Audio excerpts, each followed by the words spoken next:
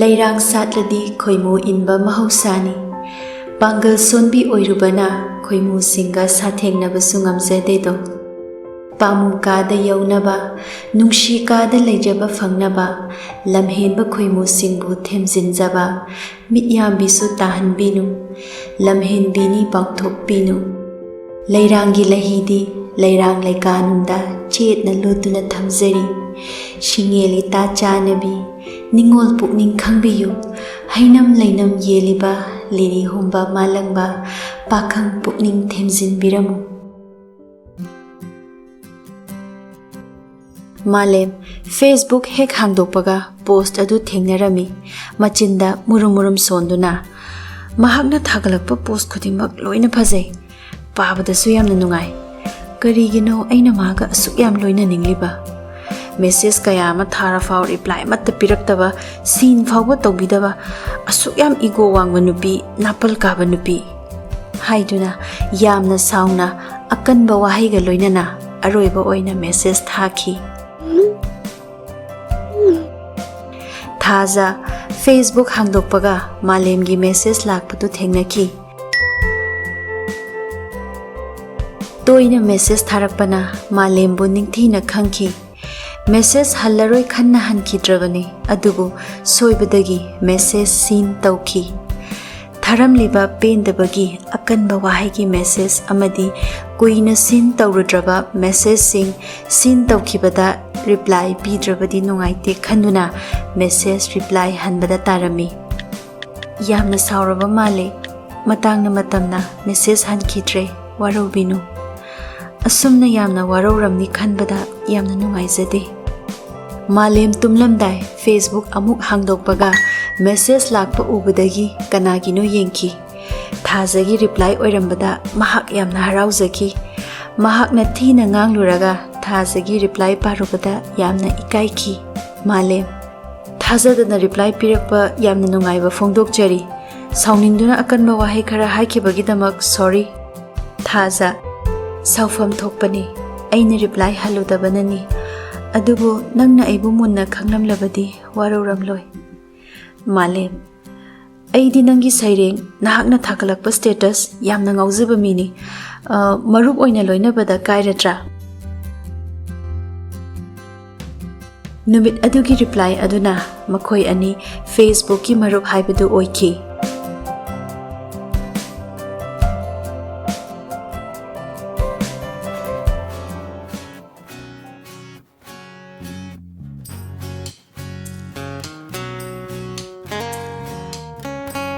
Malem mama mapana mathanta pokjaba yamna nungai yaifaba imungi machani masak matau fazai wang chawi lairik laisu yamna hai mama mapana mahakpu lairik tamlingai dagi boarding hostel da thamlakpa amadi nupa ngakta tamba school da tamhalakpana mangau yamna thi wangang sangang kaya hizade mapunsida nupida wari phajana saba thajana ahanba oiki mahak MBA loiduna Delhi da private company amada manager oina matam khara purami thajada mahaki imung manungi wari pumba lirami mahakna su thajada thajagi wari hanglami adubu nong mahaigi haiduna hektamak laithoi thaja nahakna nahaki punsi wari liu yatrise karigino engonda lithokpase yam kibra thaja momon nokna adugi netie aigi punsi wari imung manungi wari taradi nangna ibu loina ningbadu mayeng takitra khanbagine malem sauna aina marup imanabi ama phangle haiduna yamna harauzaba nangna di marup ni khanbidaba phone number pio su yade photo amta thara usu yade profile da habli sisu samna loi khomjenmana amta ude thaja adune aina khaliba aibu kanano karino amta khangdana nahakna asuk yam loina ninglibase karigino aina ngaklibase male aina tatana haire nangi sairengda ngaujabani haiduna masida nangna thajadrise Facebook ta thingnabagi amadi aigi wangang ba haitaba itawsida natro thajasu malem pukchel chawba aphaba miyoi amani khangi adubu imung ani gi khetnabasida haidokpa ikaizaki thaja ai number di piraklage photo di kona ko Malem sauduna nangidi konagi kona ngakta kona Thaza amu hawraklaba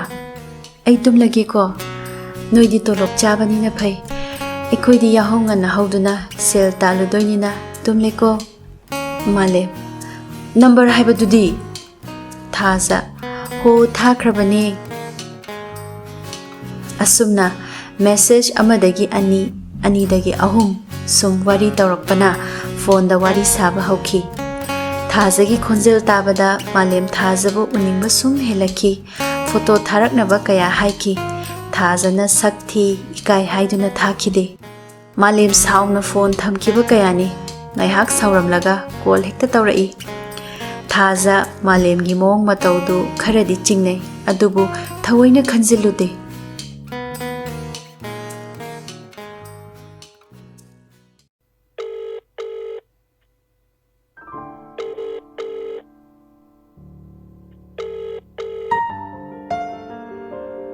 The person you are calling is not answering. Please call again later.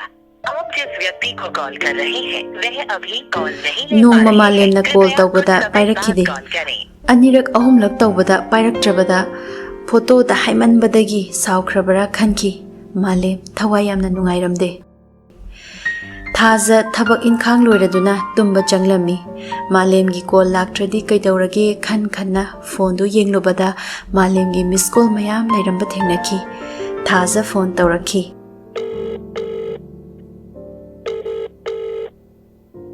Malem phone hek paibaga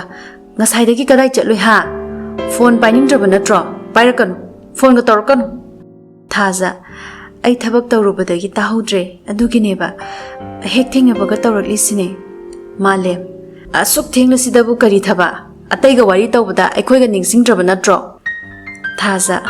ningsinge sum adunabu call tawrakli sidi aina hairi dudi nakhoina tolop chaba aikhoina suraga chaba hayeng ayuk anganbada fi loge haiduna paisa pisalame adugi fi surubane Malem saurambadu taptharaduna o aidi photo da hangmanbadu da saukrabara khalure sorry Thaza sorry amuk tawraklaba Malem aikoi di yamna laire aikoi gi ni haibada aina taibang pal masak khanglakpada kanasu leiramdre ima amadi upa nupa sinatana Imana mana masing tektuna bazar da yonba aina fi khara saduna ima gi mateng pangli inaw gi manglanda ima ibanina awaba khangdana hotnaribane adubu ima gi maithong maning thungjadraba inaw gi matawda yamna wai adubu awabadi uthokpa yade aigi awaba wari se kanada solifam leite aduna aina Facebook ta nungaiba post thagatuna mayamga comment pinaduna awaba puthari bane Thaza imungi amadi Punshigi wari kaya lina kapjarami Malem Thazagi wari tarubada yamna ningam kide mahak leina asuk koibase mateng pangba ngam kidaba yamna penjaramde Malem Thazagi mateng yamna tawningki Thazagi wari taruba ingtapa magi matawda Malem Thazabu nungshiraki Thazabu magi Punshigi khongloi oiduna lemhauriba magi Punshibu makhoigi imung manungi mateng pangduna hingningki Malem ikai ki thadokduna nungshi phongdokki Malem asengmune Thaza ai nangbu yam nungshi ai nangi nateng pangduna punsi chupa hingminaninge Thaza natte Malem nangdi aigi marupni nang kaurabara aibu nahaki marupni hakibado Malem haiki nahaka naksinanaba yanaba adubu ai nangbudi yam nungshi aigi nungsibase mirai binu Thaza Malem noi aikoi thak yam khenai oiroidaba manglanda wakal sagat kanu Malem nahakna yaraba karigi oithokloi aina paisa mayam pairaga phajaba phirol ananba gari thauraga aina loinariba kanana waraga aina nungaiba haibado nahaki punsida mateng pangjaduna nungaiba ngamhanbaduna aigi nungaiba oijarage Thaza natte Malem khongfamdu thomali Thaza su Malembu thamoi sengna nungsijai adubu hainabadai nupi oibigi mapokse yamna toli mahakna thamoi sengna nungsiba mahakna manakta leptuna nungsi hairaba fauba yasinade maramdi nupi oibisingi mafamdadi tangna phangba nungsiba se magul yamna wangi hainabado chumbagum tawre thaza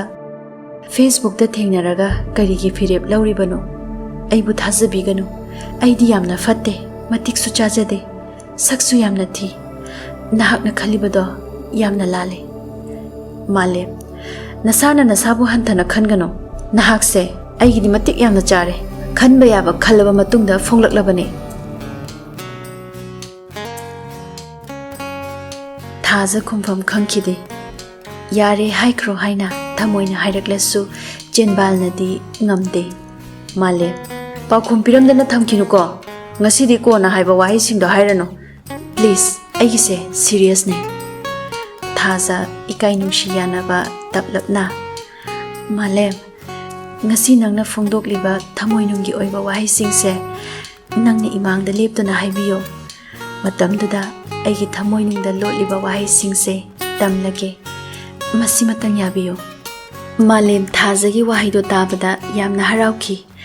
sak udaba nungsibase ngawi hainaba chumlabra hangjai malem yum thokningbana laifam khangkide mayumda phone tawduna yum thoklaknaba hainaki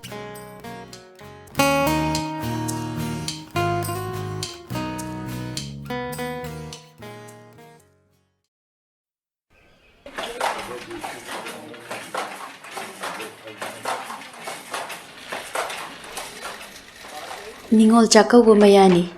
khungangi nupi oibising thenglaba fauba fi kanna sanari ningthamthagi ayingba changnadre achikpa ahingduda fisabi singi nungshiraba kongi makholna magul haplari malem thazada kol tawraklami thaza kol makholna kol lakpa taramde langchak loiduna langchak singe tawringai amuk khinglakpadu thengnaki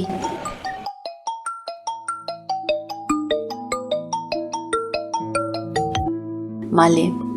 tumlabo kol tawbaga tadrade thaza tumdrida phi sarambane aduda tahodre langchak silingaida thengnadana pairakline asuk thenglaba inkrabasida sidadi ngalliye phi sabi singidi hena phi saningba matamne sidadi tumnadriye kuiraroida wahalaroida bani sidaidi ai pau nungaiba matamgena kol tawraine kari pauno hairo taningi ai ticket kaklure Diwali numita yum thoklaklani hek yaurokpaga nangi nakta laktoine thaza harauna asengba nang yum tholaktoraba tholaktorabane ado nangi kari lerauge kemta lerakano tekta kaidana lao ai wana ngairamdoine kainomtadi hayo nangi nakta laaga kari su puraktabada ai yam nungairoiba pharine adudi ligligi khuji khara lerao male nokladuna as nangsidi atopa ama hairao thaza atai pamde ligligi khuji du da lerao nahakna lerapa khuji du siraga thenglaba ahingi matamda phi sabada khuji makholduna nahakna aibu sangi bani khanjage malem thazagi wahaidu tabada haifam khangdana nungaizaki hoi ai lerage soidana ai nungsibabu ikai khomnabiyu ko thaza soidana imangda leptana nungsi haibiyu ko asumna Facebook tagi tapna tapna khangnarakpana ngasidi nungsinaba haibadu oirare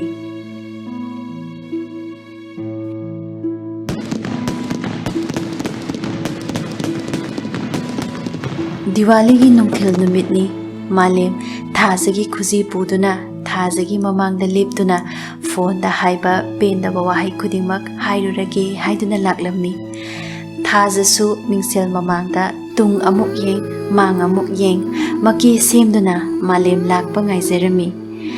malem yorakle haiduna kol tawraklami malem thaza khoigi lampakta mahakna tonglakliba car sida ngathaduna thazana tholakadaba maikaiduda yengduna leirami laptakna thaza tholakpadu urami thaza ubada amukka hena ngauki parap tawbi sabal pikna koidanabi maithong kuchu pana ngauribi higok machugi phanek ama set ningong yauriba samlang kirup yengi ikaina amuk luptha masakne mataune malem pungau ngauki thaza phone da wari toina sarasu unaduna paukum pirurage khanna thoklakpa jongliba mihulsu makhol hauna jonglakle tapna lakpana manak yoksilakle laikai oibaga ahanba unaba oibaga ikairaduna khara hentorap tawna leplami malem gari gi sit mathaktagi thazagi lerakliba ahaw athum amadi khuzi puduna thazagi nakte laklami